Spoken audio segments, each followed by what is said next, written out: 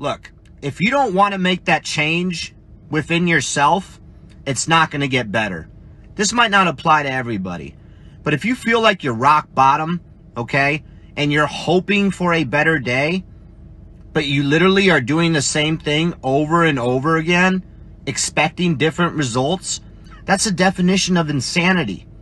You are provided with a choice every day. You are provided with multiple choices throughout the entire day. Take that choice, make that change. You've identified a problem. You're saying you're rock bottom. Got it. You're there now. There's only one way, and it's up. So change your mindset. Use that choice and go a freaking different direction. Love y'all. Faceman VTT out. Day 3 of retirement. As an infantryman, I was asked if I could clean the sink. So let's look at this. Definitely some kind of grime on there. And I open up the cabinet. What do I use?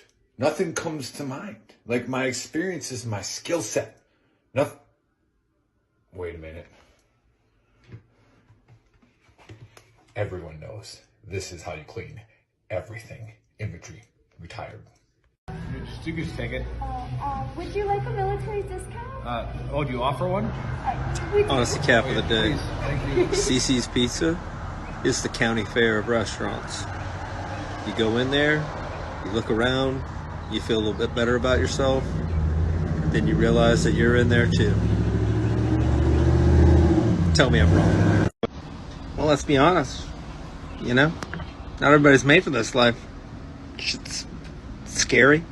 You know, you gotta jump out of a plane while it's moving. That's not natural. It's high, it's fucking wet outside sometimes. It's snowy, it's hot, it's dry, it's shitty. Who the fuck would want to be airborne? Best job I ever had.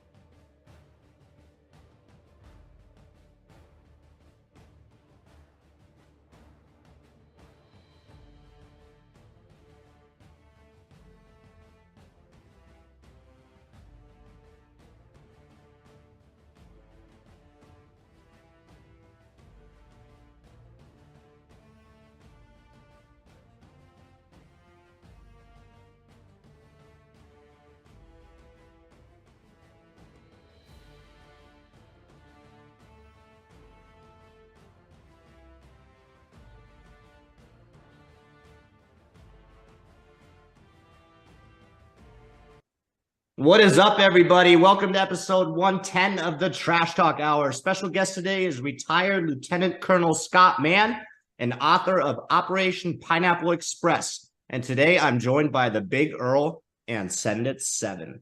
Cheers, everybody. What's up, guys? Cheers. What's up? All right. Shout out to Buddy. He couldn't make it today. A little bit of a family emergency, so It's going to be a good show. Your kid. Yeah, it's going to be a good show. Yeah. It's empty. The bottle's empty. The bottle's empty. Bill, the Sergeant Major, is here with us today, and he's still driving, so I don't know what's going on with that. But, you know, to the safety brief people watching, there's his kids videotaping for him, so it's good. Don't worry about it. Yeah. I know. Anyhow, today I'm going to keep the conspiracy pretty short since we have an amazing guest on the show.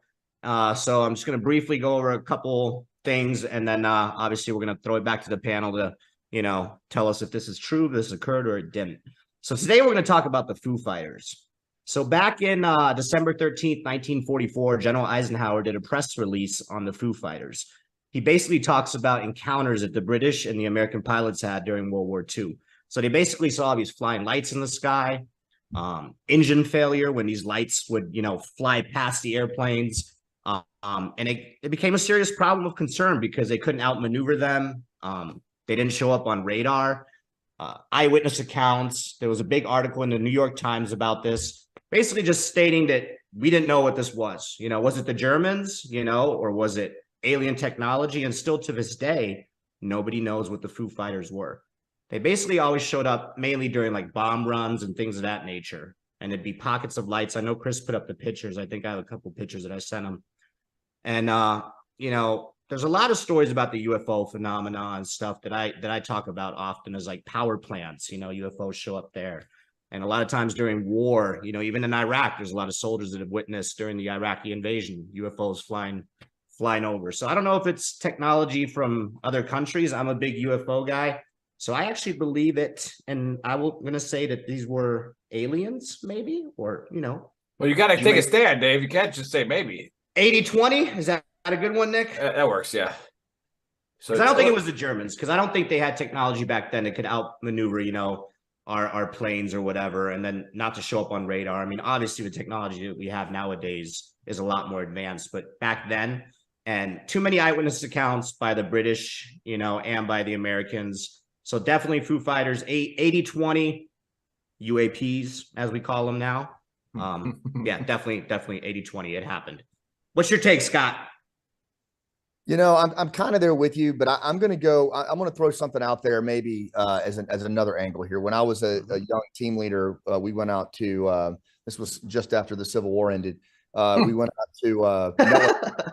out to Nellis Air Force Base to do this thing called Red Flag, and a couple of JTACs were with us, and we're really great guides. They understood the area very well, and we went out to this area called Tonopah, which is way out there. It's really by Area 51. And there's all of this, as you've seen, like this local interest in UFOs. There's even a little town, Rachel, that it is nothing but Roswell UFO, Area 51. Yep. Right. Watchers that come to see this. But what Tomcat and the other JTAC told us was that, back in the 80s when the UFO sightings were really high, when there was all kinds of reporting on that and stuff, it turns out that the preponderance of that was stealth technology, that it was actually stealth bombers, stealth fighters, and the Air Force kind of smartly played into that and actually drummed it up. So I'm not saying it couldn't be UFOs. I mean, the galaxy is massive, but it could have also been leading edge technology that was out there by another country or something like that. Okay, so you were thinking maybe the Germans, because they had a huge interest. If you read up on Germans had some of the best scientists on the planet. And then they all came here and created NASA, right? Well, That's a whole different conspiracy. We brought them here. Yeah. We brought them here. Yeah, we're gonna kill you now, or put you in front of a court, and yeah. Okay, so you're saying you're leaning what? So you're saying 50-50? What's your last take? I'm thinking like mostly like 80%. I think it was like an advanced technology that was, that maybe from Earth. Yeah. Okay. All right. I like it, Scott. I appreciate you. Bill. You know what? Scott has good points, right? So for years, for a while there, everybody thought we had UFOs. That ended up being, the B-2 was being tested out, and the B-1s. Stealth bombers and all that stuff, yeah. And he's right. I have seen some wacky stuff out doing red flag stuff. However, more stuff has been coming out where certain administrations have been released stuff saying, hey, we do have evidence of some UFOs. So I'm with Dave. I'm around the 80-20, 70-30 time frame, or not time frame, but odds, if you will. I'm with 80-20. There probably was some UFO stuff back then. I just don't think we had the technology at that point. Right. For the stuff that's been coming out saying that they saw it during that time. I just don't think we as in Earth didn't have that technology. So I'm with Dave on this one. 80-20. Yeah. And I feel like a lot of the sightings that occur nowadays are definitely probably, us, whatever. But then you look at the press releases that came out in June, was it last year, where we kind of released and they call them UAPs now, unidentified aerial phenomena. But last year it all came out and they said, hey, this is what's occurring in our skies. And we don't know what it is. Right. And nobody cared. Right. But then if you look 4 or 5 years ago, if you used to talk about it, you're crazy, man. It's bullshit. And now they're just like, literally, you can watch Fox, you can watch CNN, and they'll be talking about, things that have been seen in the sky, like the whole big incident in California. with all those pilots where that thing shot out of the water. Who knows? And I'm that sure was Nick's going to Godzilla. talk about, I'm sure. Yeah. That Godzilla. Yeah. No, again, I'm going to bring it up just like I did last time, is I still have to go back to my 5th grade science fair and argue with the teacher that when I did an aliens project, I got a C on it. Right. And now I was right. Okay. So take that. Yeah. All right. So it was a guy, actually, I forgot his name, but I mean, what kind of guy was a teacher in the 80s? Get out of here. Should have been fighting the commies. It's like, what? But it is what it is. I think that it was us. I think it was the Germans. I think it was human beings. The Germans were developing rockets back then already. They were trying all kinds of crazy shit. And who knows? Maybe that was just something that Einstein cooked up. And then just threw it up in. That is a good point. Not see if it flies. And not to interrupt, that is a good point, Nick. Like, because all these articles that I research, it's always just talking about the Brits and the Americans, what they spotted. Like, I'm sure that at some point we caught a German who might have, said, "Hey, I saw this shit." There's nothing, zero saying about Germans like spotting these things. So, and in all reality, I'd like to admit that Germans had pretty advanced aircraft technology back then. They did. I have one more theory, mm-hmm. and it's short, but I didn't consider, Captain America and Hydra. Ooh, yeah, that's a good one. Well, that's good, because it's too early for a segue into your book, but there's those are things that the movies, like you see this shit in movies. Right. You got to get it from somewhere, right? Like Boondock Saints is like bad television explains this. It's like you see this on bad television. Life imitating art, right? Yeah, exactly. So yeah, I think it was the Germans. I think they were experimenting with some stuff, and who knows, maybe it was a psychological play, the first psyops operation for the Germans of making the American bombers like scared. Nervous, like, hey, just throw up a bunch of these freaking balls that we like have like phosphate on them and they glow, like whatever, and absolutely, it'll freak them out and then they won't want to fly. And they were freaked out. Yeah, so, it did. Yeah. I can see that. And all right, good take, Nick. I appreciate that. Well, yeah, I'll just jump right into the Book of Earl. Here we go. So Scott, you haven't watched many of the shows, but the Book of Earl is like the Bible for veterans. I create it on a weekly basis. So it's just what verse and chapter is this, Nick? Yeah, we're gonna call it chapter 7, verse 4. Okay. Okay. Which is, it's okay to cry in movies. All right. And there's only 2 movies that have ever made me cry. Okay. The first one was when Cole Trickle came back and won Daytona, right? And Days of Thunder. That was an emotional event for me. And then the second one obviously is Saving Private Ryan, right? So like, that's the real one. That's the one where I actually cry. And I don't care how hard I try not to.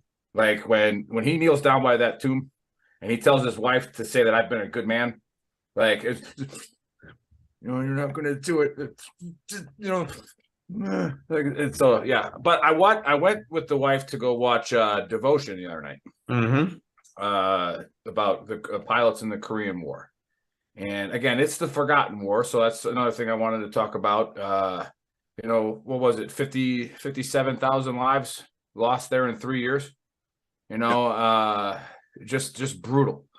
And the way that they did this movie, I thought was phenomenal. Where they showed you that it's not glamorous.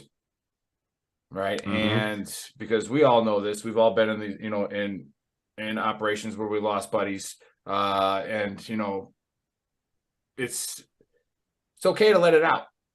It's okay to cry. And if Devotion would have went about 10 seconds longer with their sad part, I would have been done. Like, I think they cut it off right at the right time where I was like, it was close. Like, like the wife was already crying. Like it was close. And then after, the movie, my wife goes, well, that sucked. And I was like, yeah, like that's the way it is, and then they make a fake little rift in there. This is what the Book of Earl's about, why it's okay to cry.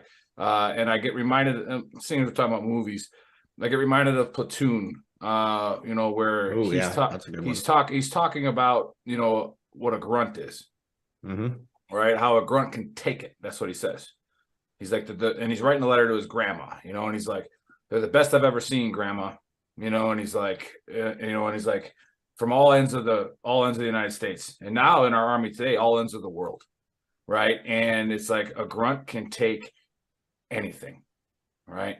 You put us in we'll smile if you give us a hot pocket, right? When we don't have hot food for a couple months.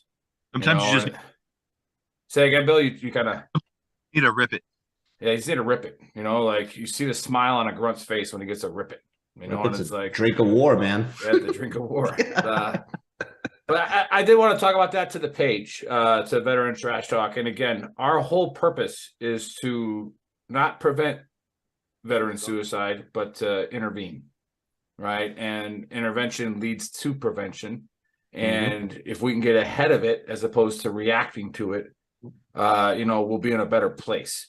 So that's why we have the rules we have on our page, right? Our page is run by grunts, all right? And then our support group is run by all kinds of people from all different walks. You know, shout out to like Monica and Letha and Len, and, you know, Bill helps run it. You know, Celtic Warrior is still on there doing some stuff. He's a little crazy right now, but you know, we got the mental health warrior, Bill. He's, you know, not Bill, sorry, I lost my train of thought, but, you know, we got the mental health warrior, Cliff. He's on there helping out. And again, we don't allow politics. We don't allow sexual posts, right? Like, got it. I'm glad you have those opinions, but getting back to the grunt thing is in the movie Devotion, when you watch it, they show like a little bit of a glimpse of like when, you know, 6 divisions of Chinese attack, you know, like divisions. Right? People don't understand that watching that in the military. That's a lot of freaking people, right? Like a lot of people, you know, and they're shooting, and you're just sitting there in a hole as a Marine, right? Trying to hold off the attack. That's brutal, huh? Just a thought of that. Absolutely brutal, you know, and you think about it, and those grunts that's the reason why when we hear it, it's like, hey man, I've always had so much fun with the infantry guys. It's like, yeah. It's like we literally get so, I guess you say, desensitized to things, and it's just like we have to refine ourselves. You know, we have to refine our emotions. We have to refine, like, you know, refine who we are, and that's one of the hardest things to do. And this page, this company, everything about it, this community, this Saturday is our therapy. Like, we get to talk with our battle buddies again. We get to bring on great guests who've done things. But yeah, so that's the Book of Earl. It's okay to cry in movies, right? And if a grunt write this down. Yeah, if a grunt opens up to you, you should listen. Okay, and if a grunt's sharing his feelings, you should listen. All right, because this is somebody who, especially if he's deployed, has seen the worst of things and somehow made it funny. Right. And that's why some of you guys don't understand why we joke about everything. Right. And we always say it, you know, there's humors after, you know, a tragedy. It's right. That's the next step, you know, and it's like grunts, we just find a way to deal with it. Yeah. And like, you know, like the source from the movie Platoon, where these guys are the best I've ever seen, grandma. They can take it. They can take anything. Right. And that's the true American spirit, and all around the world, any grunt, any infantryman in any army, right? He's doing unimaginable, unspeakable, living in crazy conditions. And so that's about it. And seeing as I was supposed to turn it over to Mike Levine, who I know is watching right now from Vet TV, is not on here because he's a retired sergeant major. You think his calendar would be up to date, but well, look at Bill, man. Sergeant major, like, you guys should be on time. Like, you know, you're a sergeant major, right? Not a major. Shit at the academy, man. Yeah, what do they teach you guys nowadays? But Bill, give us off my grass. Give us something for about 2 minutes. So you got to take over Mike's spot. Well, I'm not going to let some recruiter talk to me about fairness. Remember, 80% of what we need to be at for the next fiscal year. I can't comment, Bill. I'm still in. I got 6 months left. Just we'll have this conversation about 6 months, okay? I'll share my thoughts. All right. No, but Nick, when it comes to crying in movies, I'm gonna tell you the one that always gets me. I don't care how many times I've seen it. Uh, Even sometimes just seeing just a little clip of it was in a Black Hawk Down when they're losing that kid's femoral artery. I don't care who you are. If you don't get teared up watching that, you're just not human, or have never been in that similar situations. But what I would talk about is a problem I'm seeing across the army. A problem I'm dealing with you actually is resistance to change. Uh, the problem we're having in the military as a whole, I gotta be careful how I'm saying this too. Yeah, you do, CSM. Yeah, I, is we're seeing more and more leaders across the army. Hopefully, with the new SMA, I think that'll help change it. Because knowing the background he's come from, is we're seeing senior leaders that are resistant to change because they don't want to embrace this next generation. I mean, every generation in the army is always going to talk about, hey, the next generation is softer. This generation is soft, but they're just going to be different. And this generation likes technology, whether we want to embrace that or not. That is the way of the world. And if we don't start looking forward as ways to reach these kids, we're gonna fail. And you see it more with the VR headsets. I sat in a brief last night. Now they're talking about doing VR maintenance type stuff, and half the room was all about it, and half the room was kind of against it. And if we have to understand that this next generation, guess what? VR is where it's going, and it's only going to get more and more in depth and crazier than we ever thought we would see. I mean, we grew up in the Mario generation where I remember when Six came out, it was amazing. And now I'm Lamar Jackson in a virtual headset, throwing footballs in games. And so again, leaders just have to understand that times are changing, including us. We're just getting older, and if we don't start embracing this new technology and change in our formations, the army will keep going by. They made a song why can't we just why can't we just normalize change? Like, it's okay. Times change. Because we're trying to normalize things that are weird. Yeah. It's yeah. That's a whole different rabbit hole we go down there. It's like we're trying to normalize things that don't matter, and that's part of it with the grunt as well. And we've talked about this before with the ponytails and the beards and the fingernails and the transgenders or whatever. And I was like, if you go on Twitter and you go on Facebook, you don't see grunts complaining about this stuff. Nope. Right? Well, one, the grunts probably aren't on Twitter, and then they don't know how to operate Twitter. But they're sitting there if you ask any grunt that's Ranger tabbed or Jump Master Airborne or Special Forces guy, if you ask them what they think about ponytails, I guarantee you 99% of them go, what? Why? Who cares? If a girl wants a ponytail, let her wear a ponytail. That's what a grunt would say. I don't give a shit. Most of the people wearing a grunt style shirt with tattoos and complaining about ponytails is also the kid that's scoring a 200 on the APFT or a 400 on the ACFT, bitching about how hard the army needs to be. Yep. It's always that guy. It's always the guy that's passing the PT test that's doing all the talking about this stuff too. Yep. That's why you need to go out and buy Grunt Works and support us. We're actually owned by grunts. All right. But anyways, yeah. So again, that's what I mean, I understand it because I have common sense, but it's just weird how people don't want to adapt. They refuse, and there's so many studies behind it now, with leadership doctrine and all this, to where it's becoming, and I hate the phrase people first, right? I just can't stand it.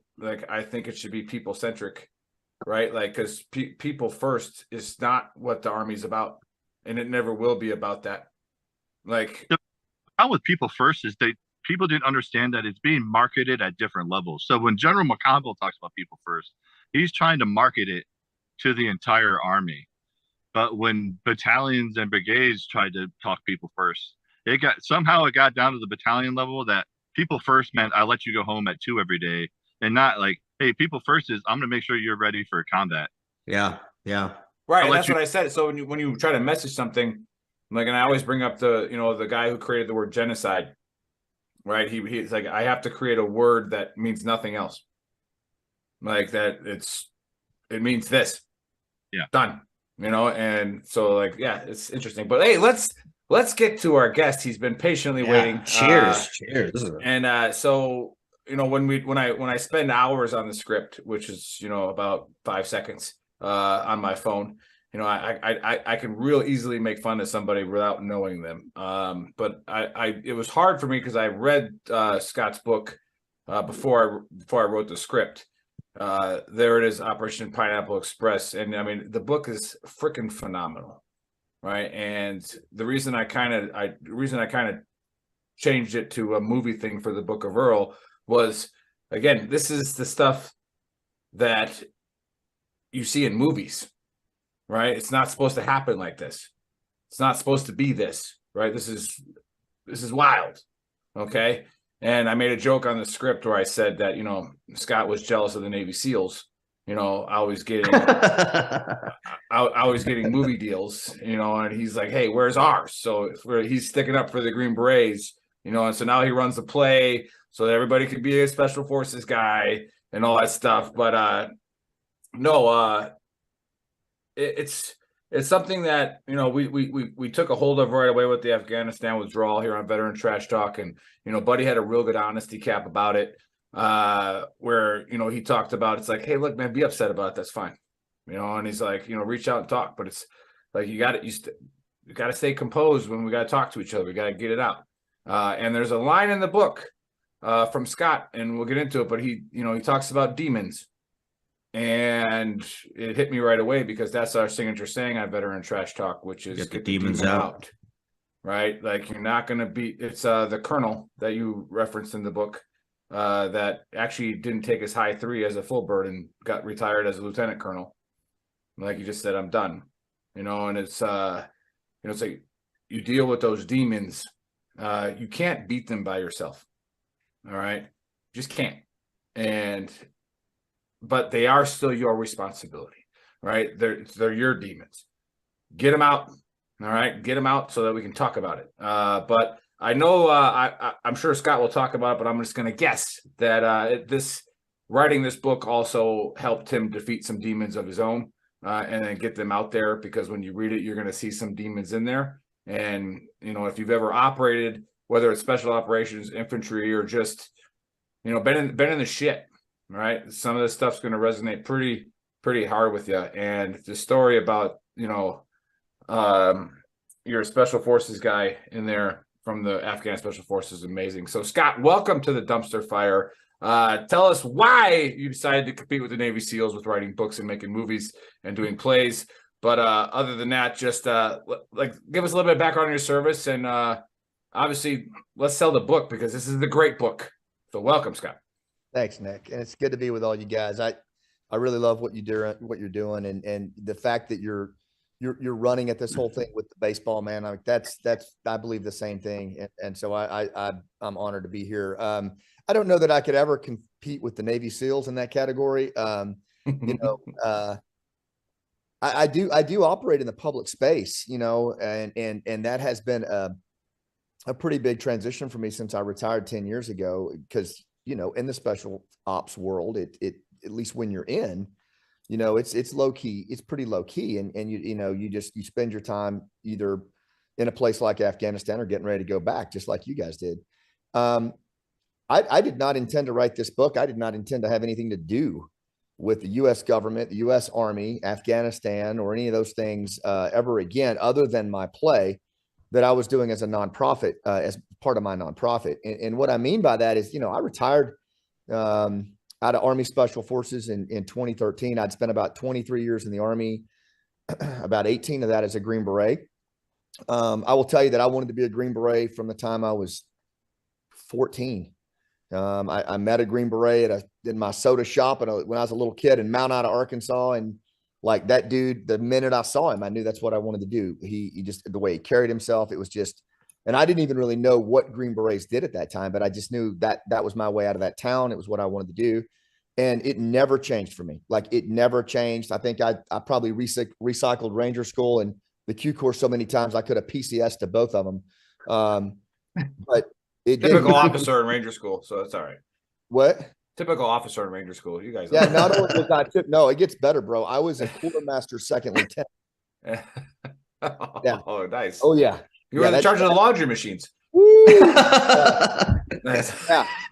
But it didn't matter because I mean, I knew that's what I was going to do. And I was just going to stay in it until I got it. And it eventually happened. And I loved it. I loved my entire time in SF and, you know, losing a lot of friends, time away from my family and all of that stuff that went with it. I would not change a thing. I loved every second of it. But it got to a point, I think, like we were talking about before the show started for me. And my dad always said, you know, he's my hero. He said, you'll know when it's time. And I did. I knew it was time to leave. It was 2013. I'd been selected for a command, but we had walked away from our Afghan partners in the villages with the Village Stability Program. And a lot of my friends were murdered. Frankly, I looked at the careerism in the Army officer ranks at 06 and above, and I just said, that's just not for me. So I hung it up. And I was done. I had moved on with my life, was really doing a lot of nonprofit work around veteran storytelling and our play Last Out. And that's where I was kind of in that restoration world when this whole thing in 2021, you know, happened. And I think like a lot of guys, I just kind of got sucked back into it, man. Like, it was my friend Nizam, an Afghan commando who just basically was a dead man walking. And, you know, a lot of us are alive because of guys like him and others. And it was just, to me, unacceptable that he was going to be executed because we just quit on him. And so yeah. I'd love to tell you it was some kind of like preconceived thing, but honestly, the whole pineapple experience and all of that, it was a gutting, terrible experience. It still is. And I wish it had never happened. Yeah, and we appreciate you sharing that with that emotion involved, because again, those of you watching, man, this is. I didn't spend much time in Afghanistan, and I was never special operations. But when I was reading about, and this is coming from who was the young? I mean, you obviously had Petraeus with counterinsurgency, but who was the young SF guy that came up with the idea to like get into like the villages again? So there was a couple people, General Scott Miller was the, as far as I'm concerned, at the senior leader level, was the guy that was really, responsible for that. I was one of the architects of the program. Right. So I had the opportunity to see it from the ground up through implementation and then through abandonment. And honestly, Nick, it was a microcosm and almost like a futurist look at what was going to happen with the House of Cards in August 2021. We abandoned the villages the exact same way. It was the catalyst for me getting out, man. I couldn't stand it. it was more than I could stomach.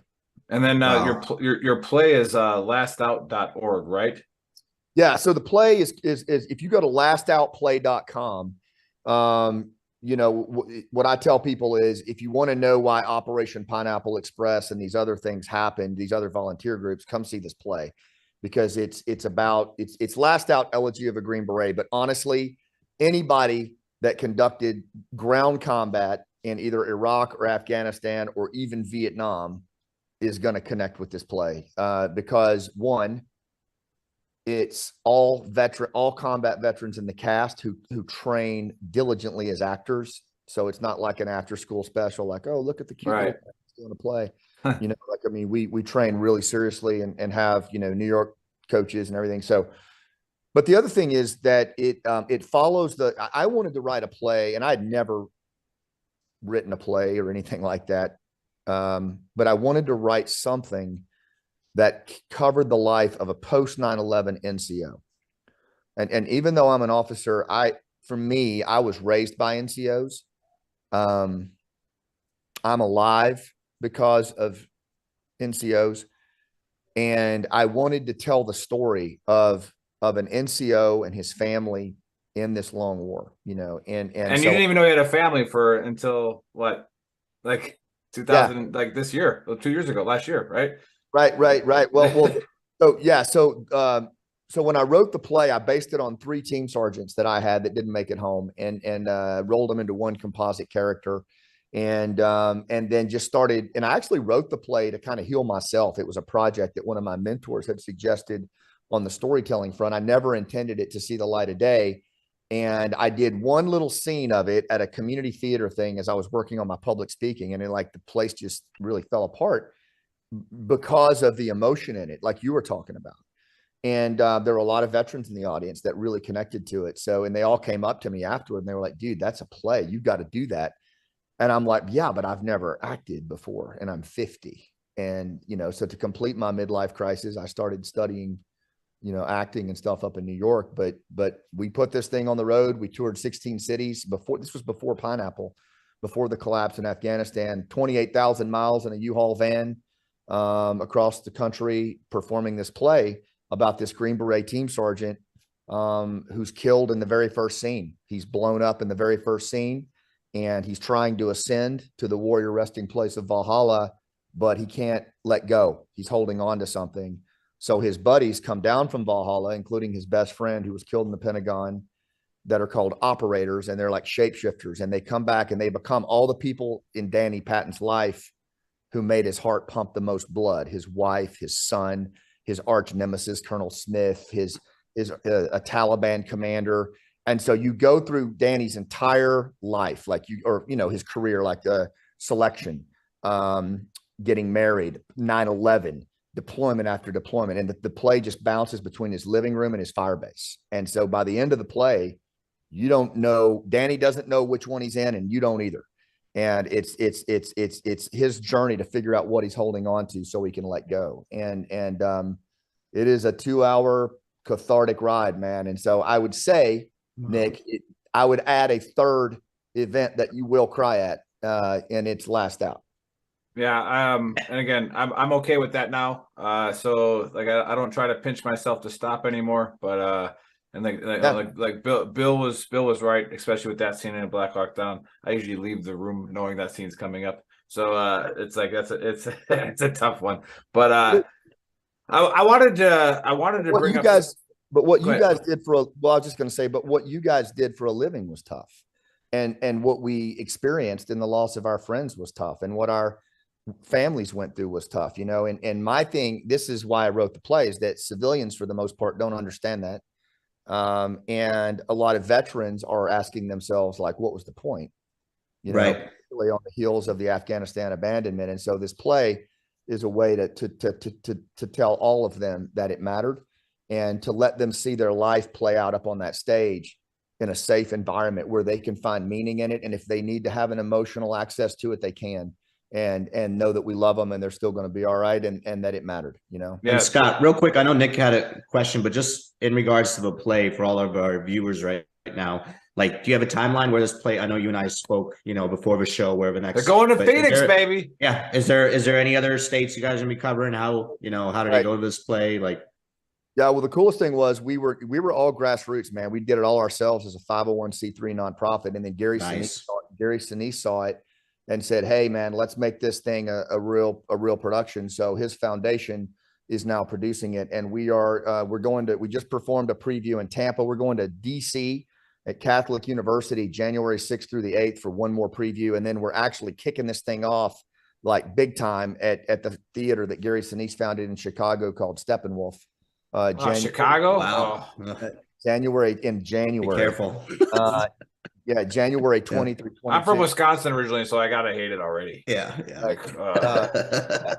But then we're if you go to lastoutplay.com or scottman.com, that all of our tour stops, I think we've got them listed there now.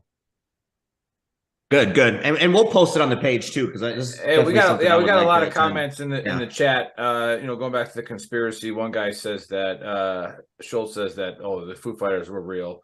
For sure. But then we got Jeff Creighton, good friend of ours, who's still on the recovery process. He's a cop. Shout out to Creighton, man. Yeah, Creighton's on here. He got hit by a drunk driver as a cop. On duty, right? On duty, yeah. And almost died. And he served he was a Marine, and then switched over to the 82nd.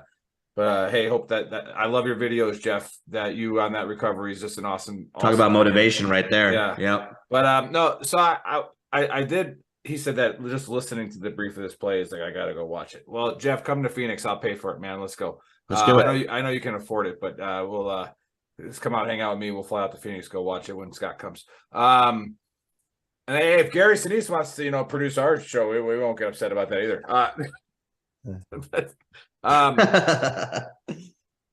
There's when you talked about counterinsurgency and how you develop relationships, especially as a Green Beret. When we first deployed together, Dave and I, and then Joe, I was an E4. So and it was a very kinetic environment. And I actually got to have a lot of fun, right? Because I wasn't responsible for anybody, right? I just got to gun a 50 cal, right? And I got to, hey, shoot over there, roger that, let's go. But when you talk about counterinsurgency, and you say it in your book, it's like counterinsurgency does involve bullets, and however, you're never going to win a war in today's generations of any country unless you show who Americans actually are, what we actually stand for, what we actually do. And I think the reason they sent the 82nd to Samara after that whole incident with the 101st, it was, you got to be able not to shoot sometimes. When you're fully authorized to shoot, and the 101st fucked that place up. But again, I can see where their mentality was, and it was like because Samara was not a safe place either. Right. And so it's like you get shot at all day, every day. You don't know, you're in an urban environment. You don't know where it's coming from, and Al Qaeda wasn't like other groups. Al Qaeda would shoot at you from a congested place, hoping that you smacked all these people. That's exactly what they were waiting for. Now, me as a young E4, however, I came in later in the Army. I came when I was 23 years old. It's like I got that right away. I understood that it was like, if I shoot right now and I kill 20 civilians, it might not do anything to us, might not hurt us. In fact, it might save a couple of our lives. But the people I just killed, right? Maybe they got 3 cousins into crit. All right. Maybe I think, Nick, you and I were very cognizant of that all the time. Even like when we had soldiers, it would act a certain way towards the civilians. Like, hey, fuck face. Like, why? Why are you being a fucking asshole? Why are you being a jackass to them? Like, we're going to drive through here again tomorrow, and you being an asshole, it costs one of our lives, Right. So, I think we were really good about that. I'm not going to name any names, but then again, we had a tremendous command team. Like great leadership and everything. We had, who's now Colonel Ferris. He was Captain Ferris. And we had, First Sergeant Perez. General Luong. General Luong was the battalion commander. And it was like, they taught us that, hey, understand that it's a system. It's complex. If you screw this up, you might not get hurt by it, but you might have 2 other villages go nuts in someone else's AO. Right. In my opinion, it's also just being a human being, man. Right. So I don't think exactly. But nobody needed to teach me how to treat other people. But for those of you who think that counterinsurgency doesn't involve fighting and it just means handing out soccer balls, Scott, talk a little bit about that with how those relationships were built. And, for the person watching right now that doesn't understand why people were upset about that Afghanistan withdrawal, obviously we know why. But talk about those relationships and what was built.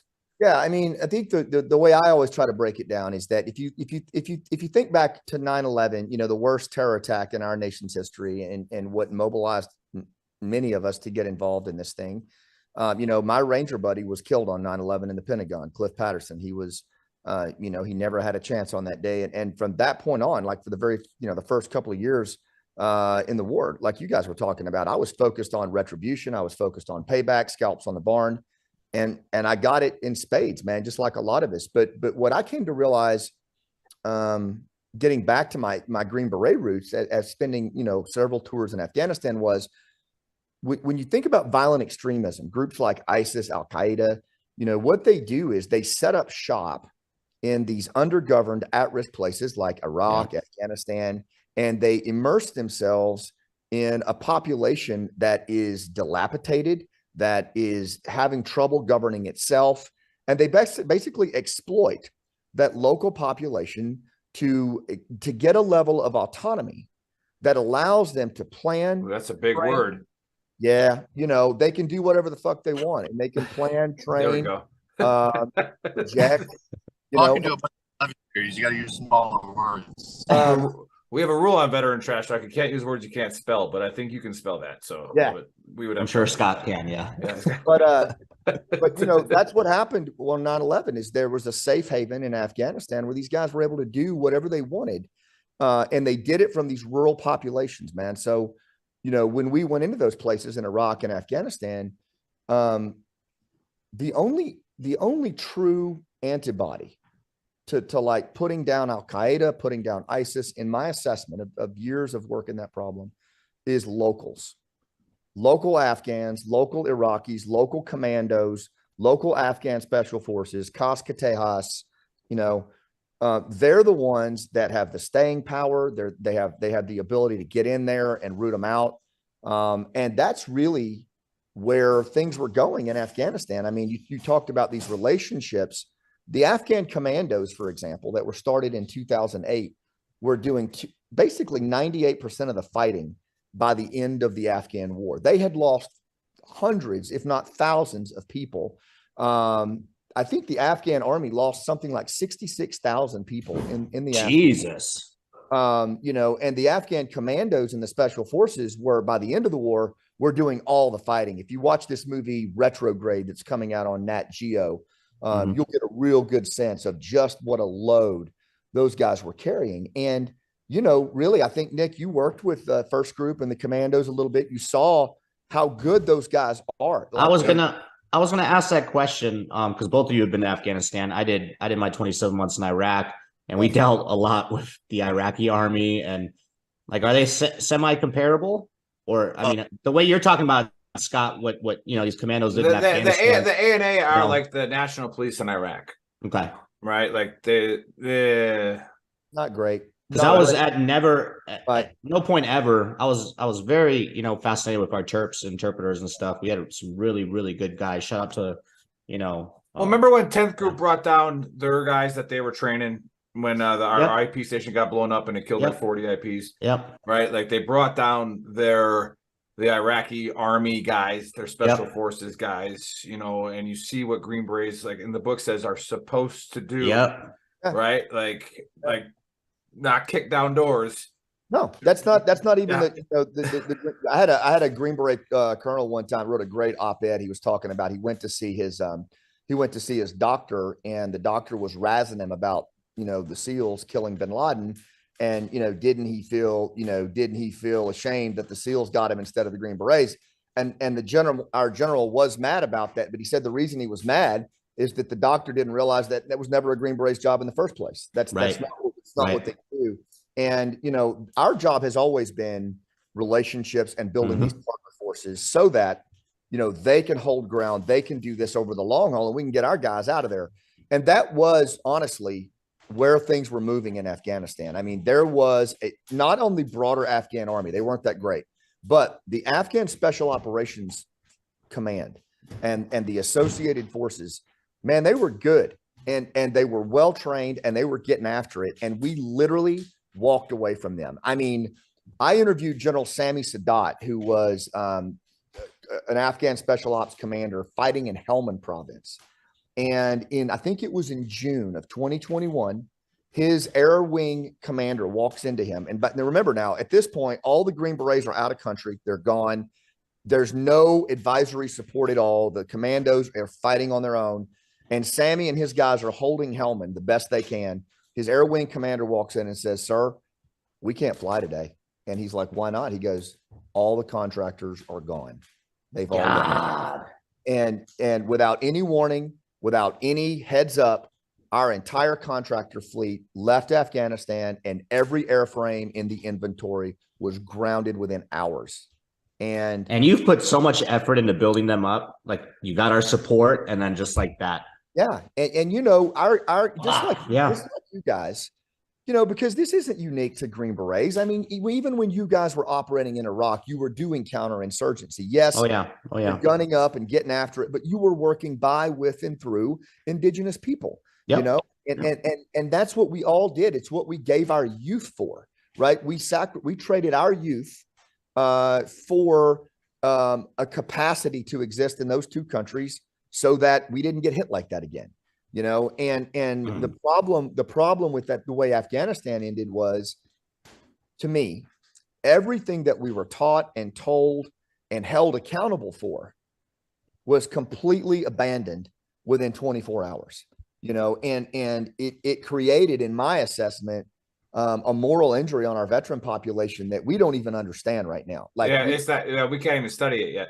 No, but the effects won't be for another 5-10 years. Yeah. I've lost 3 friends to suicide from the Afghanistan conflict, and I think we're on the front end of a tsunami right now. I really do. We're on the front end of something that we don't even understand, and I'm not sure our senior leaders get it. Well, one, they don't. Yeah, my dad read the book too. My dad read the book too, and he was like, "Yeah, tell Scott I loved it, and tell him that I like how he took a very hard stance on how fucked up that situation was, you know, and that he's expressing his opinion and his feelings." Well, then again, it's objective too. I try to be. I appreciate. No, the book is 100% objective. It is, but you can pull it out of there from, you know, like. Well, what I tried to do, guys, on this was. No, I'm saying objective is a good thing. Yeah. And when I decided to write the book, I'm in Kentucky with my mom and dad right now. And one of the things that was really hard for me was, I thought, you know, if I write this book the way it happened, and I tell the story through the lens of the Afghans who risked everything and their veteran partners who stood at their shoulder, it is going to reveal things about our senior leadership, things about our institutional leaders that pretty much every mentor I've ever had is going to walk away from me. And that is exactly what happened. I mean, that is exactly what happened. But writing it in the third person, where I'm just a character in the book, versus this one time at band camp, here's what I did. Yeah, I was calling you The Rock when I was reading it. The Rock says. No, I was just a storyteller, man. And honestly, my role in this thing was, you know, kind of a head cheerleader for a lot of really, really talented people that did some amazing things. And then just getting to tell their story. Honestly, that was my role in this thing.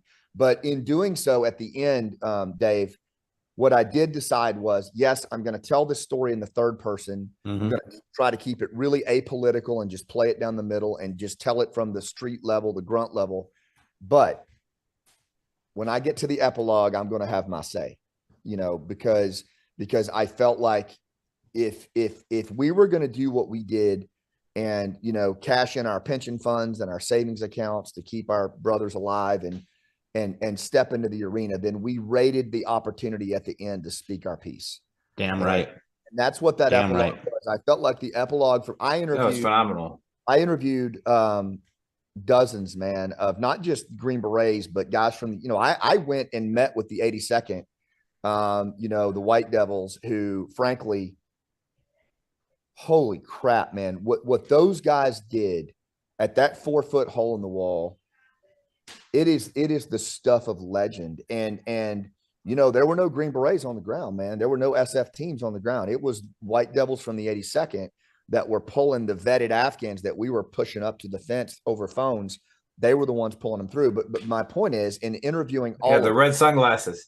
Captain Red Sunglasses. Captain Red Sunglasses. Pineapple. Go find Captain Red Sunglasses. And Jesse, his first sergeant, who I thought was just Jesse Kennedy, one of the most amazing guys. But at the end of the day, man, my damn dog. It's okay. All good. All good. Yeah. Yeah. So while he's yelling at his dog right now, shut that damn dog up, like Tombstone. But no, yeah. Go ahead, keep going. What I was just going to finish on is what all of them said consistently was, where were the generals, man? You know, like where was the senior leadership on this thing? Where were the diplomats? Where were the senior politicians, you know, stepping in for us and taking a stand for us? And I think that was the thing that was hardest for these guys. And in the epilogue, you know, having to talk about that was super uncomfortable, frankly, because a lot of those guys are my mentors. And, you know, all of us bear responsibility for what happened in this war, but you know, that's just a question that remains unanswered. And I think there's got to be accountability here, man. There just has 100%. Right. Yeah. Well, you brought up NCOs earlier with your play. And, you know, Buddy and I have talked about this all the time. We specifically talk about on the fifth principle. I'm sure Bill will chime in on it because Bill has some extensive time in Afghanistan as well with Green Berets. But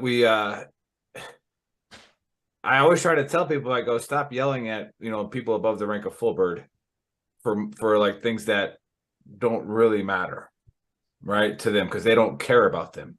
Like they're not supposed to care about them. They're supposed to be looking up and out of the formation, not down and in, right? And I go, that's the NCO's job.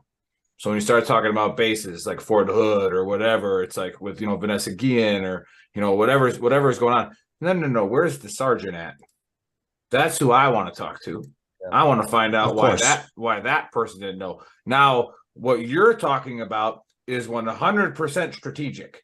It's 100% who was responsible, right? And so, yes, like, where are you? Yeah. Right? And how political are you going to be? Now, we have inside information. I'm not going to say the name. Obviously, you'll know who I'm talking about, but you kind of worked with General Mathis when he was the Secretary of Defense, right? And, you know, Bill knows this story. So it's like, yeah, I do too. Yeah. You know, you're supposed to, when you don't agree with what the politicians are doing as a senior leader in the military, you're supposed to resign. That's right. Right. And that tells everybody that, hey, look, you know, I'm not going to unnecessarily put troops at risk. Yep. Like I'm going to resign. And like, that's what a leader does. But to that point, you know, and I raised this point, and I actually got a phone call, and I'll do the same. I'm just gonna keep it anonymous. But I got a phone call from the public affairs officer of a very, very senior person in the Pentagon, who basically was saying to me, Scott, what kind of country would we live in if every time one of our senior officers disagreed with a politician that they resigned? That's what was asked to me. And I said, a good one. I'd like to live in a country where a senior officer resigns whenever we break a promise to a partner, you know, to an ally, you know, because that is, when I look at all of the senior NCOs and junior officers who took a stand and risked their careers in this abandonment, this wholesale abandonment, I believe, and based on my conversations with them, they had fought this entire war. They had lost their friends. They had lost their youth for the simple reason that they knew that the reason we were attacked in the first place was because we lacked sufficient viable intelligence capability on the ground, and we did not have a good partner capability to stand against that threat. And they said, never again.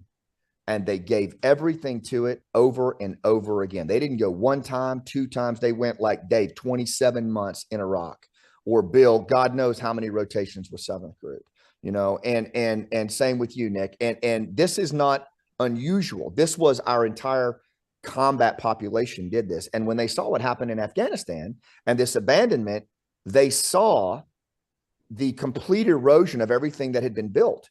And they saw that this magnificent capability that had been built over time was literally just going to go into like desert sand. It was just going to blow away, you know? And so they jumped into the breach and they tried to hold it for as long as they could for responsible institutional leaders to come and take it.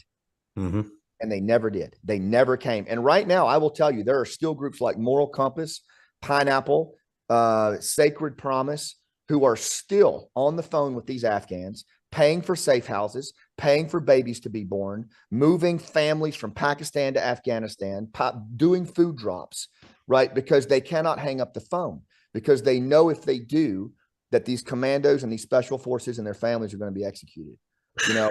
And to do that to our Yeah, I mean, to do that to these people who gave us everything they had, and then to put that on their shoulders and pretend like none of this ever happened. I will never understand it. I don't care what excuses I get from the bureaucrats and the senior officers on this. There is nothing that can justify placing this burden on our veteran population, and there never will be. You know, yeah, we gotta let Bill chat a little bit here. He's been on mute for a while. I know he's steaming a little bit of the thing, and I just, we have I don't know if you know who JC Bill probably can't comment too much on this, but I'll comment. Yeah, but JC Glick, he's lost 8 of his Rangers to suicide in the last couple of years. And like you said, if we don't, this is another thing. We got to intervene, guys. We got to get ahead of it. We got to call your buddies. We got to, get them on veteran trash talk, get them to the play, Pineapple Express, the last out play, get them there. So yeah, Bill, I see you chomping at the bit there. So getting angry. If you need anybody in your play to like represent a big, tall Russian like Drago, that's Bill. He's like 6'6", like he's a monster. So yeah. Yeah, man, where do I begin? So a lot of people don't understand, and Dave, the hit on the question you asked earlier is how hard some of these ANSOC and Tejas guys fought over there.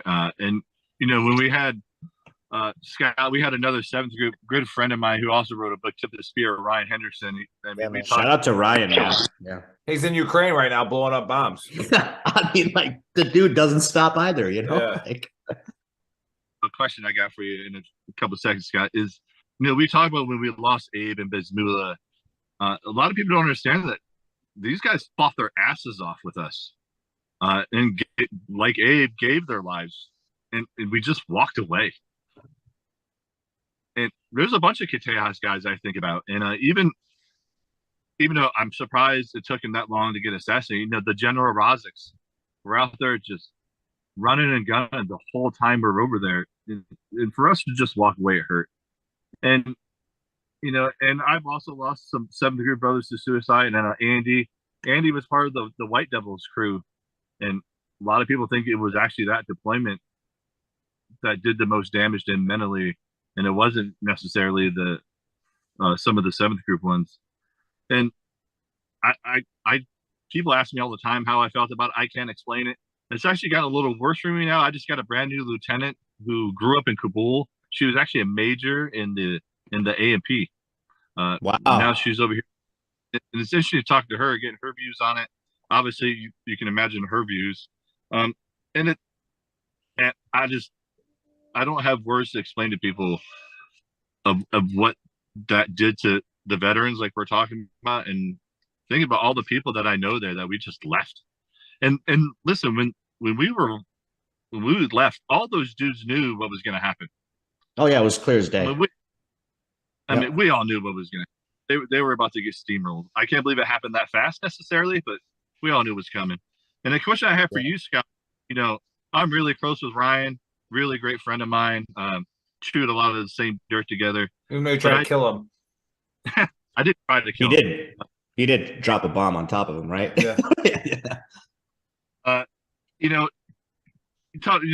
The soft world is, a very silent world, not like the SEALs. The GBs have a different mindset. But I know when Ryan released his book, we talked, he started getting a lot of hate from the community for just writing a book. Were you seeing any of that hate yourself? That's a great question, Bill. And I appreciate all that you've done, man. And please tell Ryan hello from me. I'm super proud of him. And,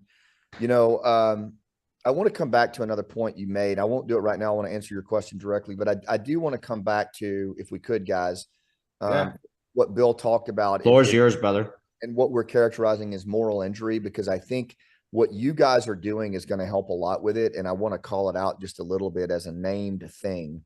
But before that, I'll go to your question, Bill, on, and I did get some, but I'll tell you, man, like when I decided to enter the public space, the reason I did it was when ISIS was coming to the forefront in 2014. And I was looking at a lot of these talking heads that were talking about ISIS, and they were completely wrong. Like they were not saying what our guys were going through. They weren't talking accurately about who ISIS was and what they were about.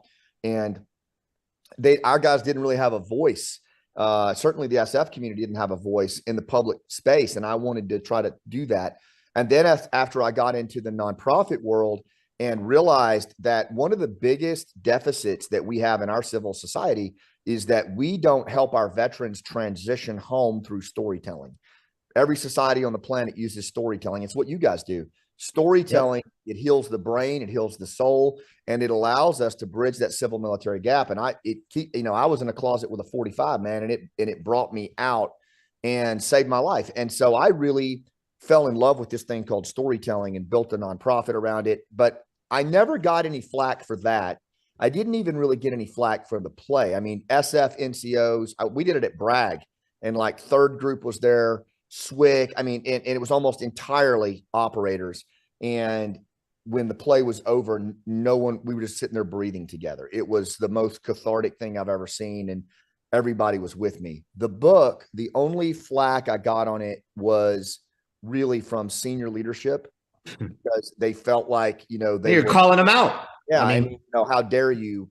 And you know the deal, man. Like in the soft world, there is this tribalism, like, this geo, that geo, and they've got their little tribe and faction, and you're this, and if you're affiliated with that crap, then, you don't do that. You don't, no matter what this general does or this admiral, you don't talk about it publicly. But to me, it's like, wait a minute, if these guys I've been in the public sector for 10 years teaching corporate America. If any of these guys were CEOs, they'd have been fired long ago. And what they, and their actions would have been on public display for consideration. And to me, it's like, we need to do this. We need to be in jail. And we need promise you this money. Hey guys, I guess it's comparable, Nick. Yeah, for sure. We need to talk about what happened in a way of accountability, if nothing else. And now I'll swing it back. But I think the reason that some of the guys feel that flack is whenever, for some reason, I don't know why it is, but if you write your memoirs or something in the first person, special forces has a tendency to eat its own. And I don't know why that is. I don't know why. The NCO Corps in general. Yeah, I don't know why we don't celebrate the stories that we tell, particularly if they're told authentically and honestly, as a way to learn and celebrate our journey. To me, I'm all for it, man. I think it's great. And whether it's, Jocko or Tim Kennedy, I don't really care. I just want to know their story. I think it's awesome. And Jim Gant, is another one. He was decimated. So I did not experience it that bad, Bill. But I think maybe it's because I wrote the book in third person. And I just interviewed a ton of NCOs along the way, and most of them were the characters in the book. Most of the guys that are characters in my book are renegades. They're kind of guys that went against the grain anyway. Yeah, I was gonna hit on that. Well, go ahead, Nick. I mean, whatever. Yeah, I was gonna just bring up veteran trash talk again, and what we're here for, and what also like something like that Bill signed up for, and we became good friends over it. Is Ryan telling his story when he came on the show, and he's been on multiple podcasts, and he's been on Jocko. I mean, that was his therapy. Yeah. And you're going to hate on him for it. It's ridiculous. Right? It's like, you're so dumb.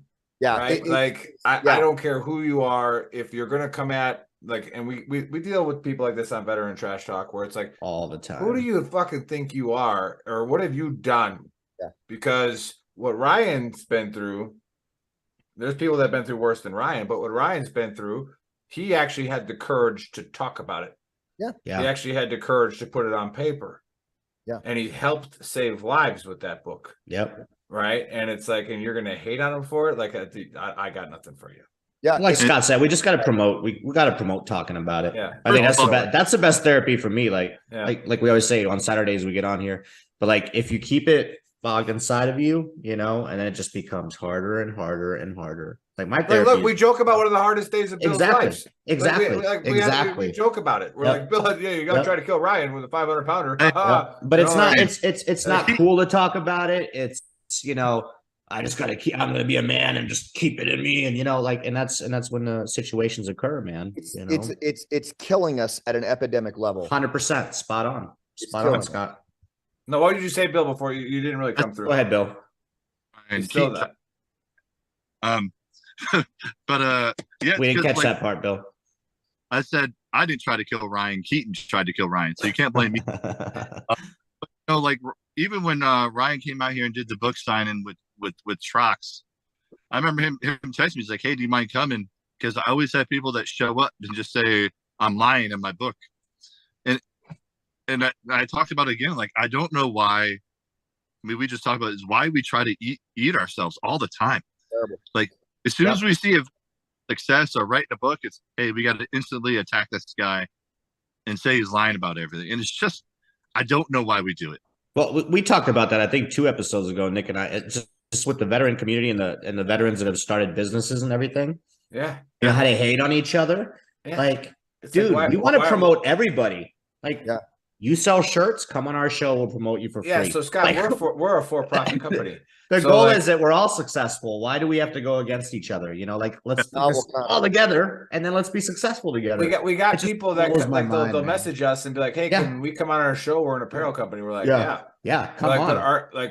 But you're an apparel company. It's like, yeah, you sell shirts too. Okay, like I hope you get loaded, man. Like here you go. Like, yeah, man. Shout out to Ryan Wempy with that what I forgot the name. Is it Wempy Gear or whatever? But he's got that Hot Yoga Samara shirt that he made for us. Like it's just oh man, Ryan Wempy's a great dude. Scott, I got a question for you. I want to transition a little bit into the book without giving out all the details because hopefully, you know, more people get this book because it's just amazing. But I want to talk about, give us a really like your good news story, like one of the stories in there briefly that really touched you, you know, that really made you feel good. And then give us one if you don't mind sharing it, just like really, you know, I know these are some hard questions, right? And and Scott, open up. Like this is what our show is about, you know, like this is yeah. So I'll start with the one that the hardest part for me was, you know, the low point in all of this was after we had, you know, we had gotten Azam out, and I don't think I'm showing the football there because, you know, he's in the United States now. He's your neighbor. He's my neighbor. I love it. We actually did a keynote together not too long ago, and he just took the microphone from me and talked for like an hour. But anyway, the lowest point for me in this whole thing was when the level of suffering that so many of the Afghans were enduring over 72, 96 hours at a time out in that just human wave of death and destruction by Abbey Gate. And there was no food, there was no water. It was 104 degrees. They're trying to hold their children above the tear gas so that they don't suck in all those fumes. And there's flashbangs going off around them and people are getting trampled. And, you know, this just goes on for not just hours, but for days. And, you know, you're on the phone with a partner that you had served with who had just so loyally and faithfully, you know, fought alongside you. And they're just saying, sir, you know, they're beating my wife right now. Should I do something or what should I do? And you're like, dude, I just need you to just keep it going. Just endure it. You're almost there, you know? And he's like, but sorry, that, you know, they're beating her and you can hear it, you know? And it's like, how much do you ask these people to endure? How much do you ask them to go through? And that was what was going through my mind towards the very end of this thing. And I'll be honest with you, man, like it was the last period of darkness before the bomb went off. And I was just sitting in the darkness, you know, just crying because it was like, you know, I'm not the right guy to be doing this, man. I'm a 53-year-old storyteller. Like I'm not exactly the #1 draft pick for personnel extraction. And, you know, these people are dying out here. A little 4-year-old girl had just gotten trampled, you know, and we're trying to find a way to, you know, get her to the hospital. And it's just like, you know, what are we doing, man? What am I doing? I can't do this, you know? And it was just this really, really dark period where I thought these people are actually getting killed because we're asking them to stay. And at that point, I just said, we're knocking it off. You know, if they want to stay, they can stay. I can't do this. Like, I can't be, you know, I just can't keep asking them to endure this. And so everybody was in the chat room saying, my people are staying, my people are leaving, you know, and a lot of people left, man. And I'm not kidding you. 5 minutes after I did that, it comes in the attention on the net, attention on the net. The conductor's back up. The Pineapple Express is running. And I don't know how many people couldn't get in because of that decision I made, you know? And, you know, I've made a lot of decisions in my life, man, that didn't go well. But that one, like that one will haunt me the rest of my days, you know? And, it was just, you know, one of those things where it's just two bad choices. You know what I mean? It was just two bad choices. And, I made one of them, and then, you know, life happens on the back end of it. And, you know, I try not to beat myself up about it, but it still is there. You know, there's still people that are stuck over there. There are people I know for a fact who were executed after the bombing, who were in the queue, and I took them out of the queue. Wow. And I tell you that because the last thing in the world I ever want to do is to come across as if I'm, you know, I'm pointing fingers at General X or Admiral Y, because we all bear responsibility. I'm a commissioned officer, you know, and I bear responsibility for a lot of the stuff that happened in that war, to include some people not being around anymore. But that, for me, on top of everything else, like, was a serious low point that I still wrestle with very hard. Even now. No, well, I really appreciate you bringing that. Yeah, Scott, out. Thank you for sharing. Like, and that's something that, you know, our audience, some people understand. A lot of people, like, people are going to benefit from that. People will benefit from that for sure, especially like leaders, you know. And we always talk about it, you know, business school, they never teach you about the fact that most likely your first 6 businesses will fail. Yeah. So let me give you a high point.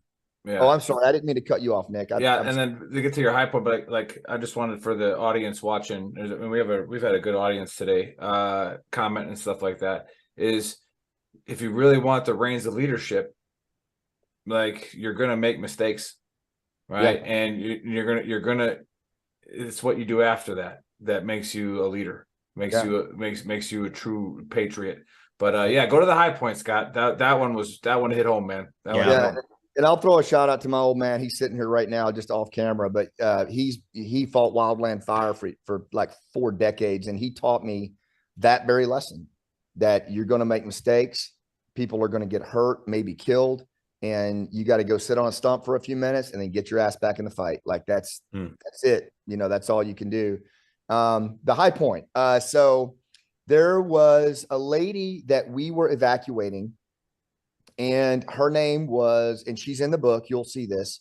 Her name was Hasina Safi. And Hasina was the Minister of Women's Affairs, right? She was one of 4 female ministers in Afghanistan, but she was the Minister of Women's Affairs. Like, she was the person who ushered in reform and change for women in Afghanistan. And so when the Taliban— Wow. So she was already dealing with, I mean, that's already a dangerous thing in itself. Like, women can't talk or teach. Your mouth. The most wanted woman in Iran right now. Yeah, like the most wanted woman in Afghanistan by far. State Department's not evacuating her. USAID is not evacuating her. No one's helping her. So we start moving her through the Pineapple Express. Right. Hold on just a second, guys. Yeah, you're good.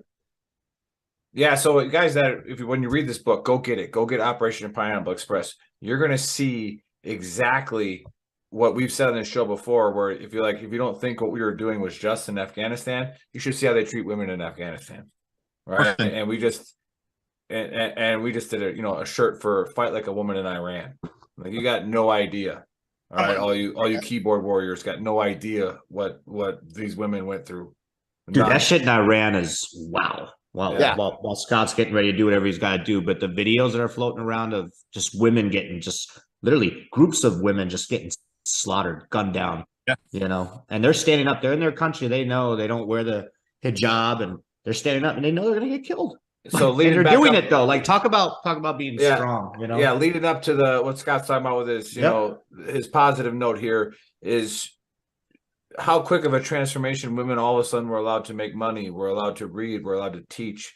Then all of a sudden, it's gone again, just like that, right? And those promises that we made, and you had people that were, again, like Scott was saying, the most wanted woman in Afghanistan. So, can you hear us, Scott? You still got us?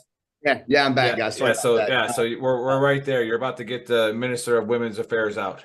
So the only way that she can move out is basically what Operation Pineapple Express consisted of was moving through the crowd and then into a sewage canal, an open sewage canal near Abbey Gate. Just this nasty open sewage canal that was like knee-deep sewage. And then there was a 4-foot hole in the fence that members of the White Devils, the Marines and the British paratroopers held it. But the White Devil, the company of White Devils that was right there, Captain Red Sunglasses and First Sergeant Kennedy, they were able to access that hole and come in and out of it. And they were allowed to do that. And so we had made contact with them. And so what would happen is you would go through the crowd, we would put you in the queue, and then we would pass that information over to the 82nd guys on a baseball card, just the same way that we targeted Taliban, ISIS on these baseball cards. We just reversed it. And then they would have that. They would have a green chem light around their neck. And then right time, right place, the Afghan commando and his family would drop into the canal. They would get to the green chem light. They would hold up a pineapple on their phone, exchange, challenge, and password, and then get pulled through the hole in the fence. Like that was the Pineapple Express. And we ran this thing for, 72 hours. Well, Hasina Safi, she's the Minister of Women's Affairs. She has no tactical training. She's on the run from the Taliban. She's got her full family in tow. And so they're moving through this crowd and they're going to go into the Pineapple Express, right? And so she has this fear of soldiers. And the reason that she has this fear of soldiers is because when she grew up in Afghanistan, the Russians had targeted her father and had almost killed him. And they were refugees in Pakistan her entire childhood. So she always harbored this immense fear of soldiers, to include NATO soldiers. And so when she was told by Congressman Waltz's staffer that she was going to have to drop into this canal and get pulled out by a soldier, she's freaking out more about that than going through a Taliban checkpoint, right? She is petrified. And so they get down in this canal, and now flip over to the guy on the soldier that's going to pull her out is a guy by the name of First Sergeant Jesse Kennedy. And Jesse Kennedy grew up in South Georgia. He was a farm boy, extremely poor. His dad died when he was really young. But just this salt of the earth dude that, like, when you read this book, you will see what an airborne NCO is supposed to be like. I mean, it is, you guys will be so proud of him, because he just embodies what you guys lived, and he's so good. And he's just decent, like there's nothing flamboyant or flashy about him. He's just decent. And he's a warrior's warrior, but he's all about just doing the right thing. And anyway, so he's the guy at the fence when Hasina goes into the canal. And she said that she looked up and there's this big hulking figure. And he says, name, like that. And she made us to say Hasina Safi. And she's like, tears coming down her face, and she said that this big arm comes down and grabs her, pulls her out. And he says, my name's Jesse. You're safe now. Fucking awesome. And he pulled her whole family. He pulled her whole family in. And then he took them to the flight line. And he was off shift, and he sat with them all night at the flight line because she was going to the British embassy and she was waiting on the Brits to come pick her up. And because she was Jesse knew she was somebody important. He didn't know who, but he sat with her and her family the entire night. The Brits never showed. So he crossed over kind of the NATO line that you're not supposed to cross, went over to a British representative and said, this is Hasina Safi. They looked her name up and they were like, oh my God, Like, we should we should have reacted to this a lot sooner. Yeah. so they went and grabbed her family, bypassed processing, and as they're walking them to the plane, Jesse pulls off his American flag and gives it to her because it was all he had. And Wow. and so I interviewed Hasina. I've interviewed her on my podcast. You guys should listen to it. It will break you. Oh, we will. But she talks about she said, when I went into that canal, I had 5 brothers, and when I came out, I had 6. And yeah, they're still in touch to this day. They still talk to each other. And when I went to Fort Bragg to see the White Devils and give them books and thank them for what they did personally, for all the lives they saved, because they didn't know. They were asking Captain Red Sunglasses, did we get anybody? Like, did anybody really get out? And I'm like, you got to be shitting me. So we went up there, and I actually got Hasina on a Zoom call or Skype call with the White Devils.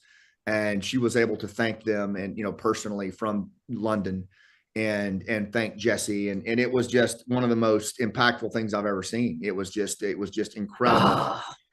But that was, to me, probably the most like poignant, eye-opening, encouraging, patriotic things I've ever seen. And it just reminded me who we are as Americans, and more importantly, who our NCOs and our enlisted guys are, because they are just magnificent, man. And these weren't SF guys.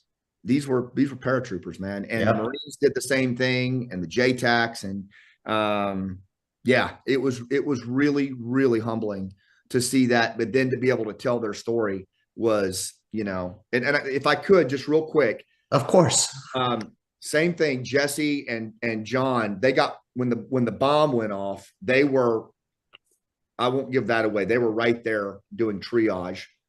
The White Devils were going through the fence, pulling people out when people were coming out of the fence. America's Guard of Honor. You can see it on the drone footage. You can see it. I watched, like, you can see it. But when the Marines got hit so hard, Jesse and John, when I was interviewing, they talked about how they raided the little shopette there on Kaya, and the only thing left were blueberry Pop-Tarts. And so they had like a pallet of blueberry Pop-Tarts that they ate the whole time they were on Kaya. Just it was like their only luxury, I guess. And on their way out, they had been pulled off the line after the Abbey Gate bomb, and they were going to be the guys to secure the final plane coming out on retrograde. So they were starting rehearsals for that.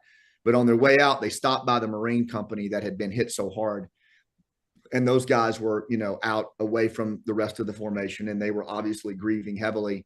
And Jesse and his medic, Doc Lundy, grabbed a Hilux truck, and they drove over to the Marines, and they dropped off all of their med gear that they had remaining, and the remainder of the blueberry Pop-Tarts, and just spent a little time with those guys. And they didn't say anything. There wasn't any, but they just dropped off those Pop-Tarts and, did what warriors do, man. And I just, damn, I just, everything about those guys, as I interviewed them and told their story, it was just so poignant and such a heavy reminder of the magnificent people that serve and the veterans. It's just, that was, for me, it reminded me that I think our best days are still in front of us, man, as long as we have people like that, Man.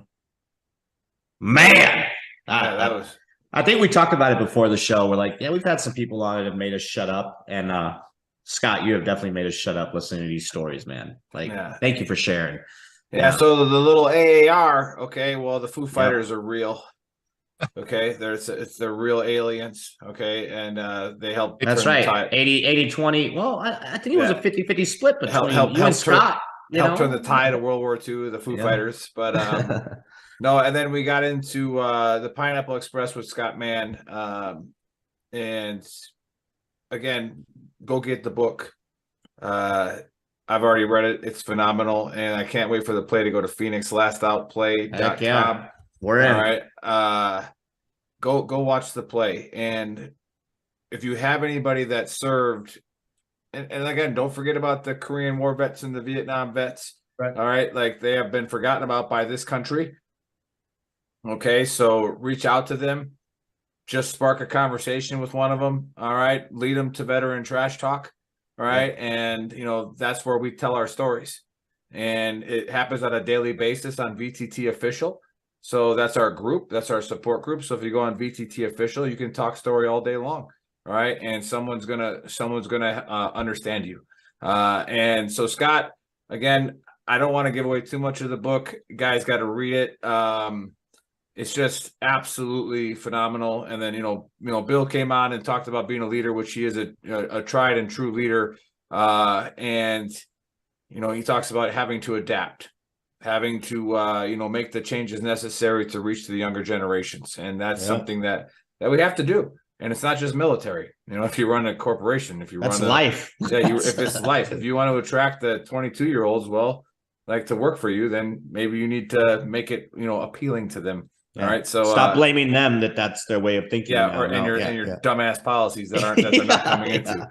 But anyways, Scott, you get the last word before Dave closes us out. Give us all the plugs, all the links, and whatever you want to say, and then Dave will close us out. I really enjoyed it, man, and I love what you guys are doing, and I hope we can stay connected because there's so much work to be done.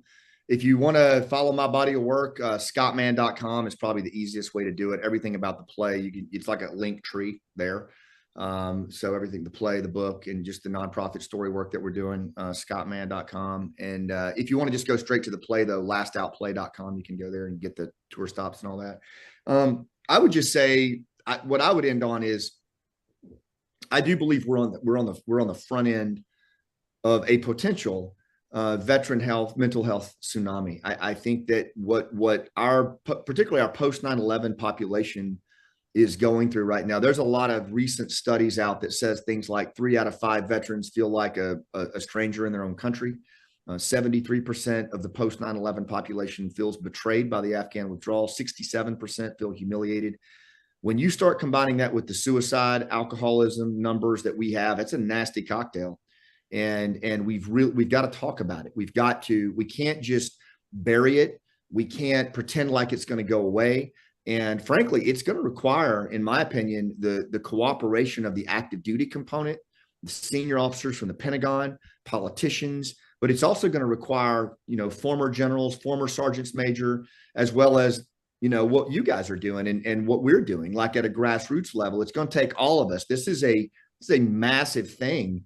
And if we want to get in front of this, we're going to have to do it. And there are things that we can do, for example, helping resettle our Afghan allies. I mean, 2/3 of veterans say that would really help their mental health if that was to be done. If we, but then we just had Congress pull it from the Afghan Adjustment Act. So,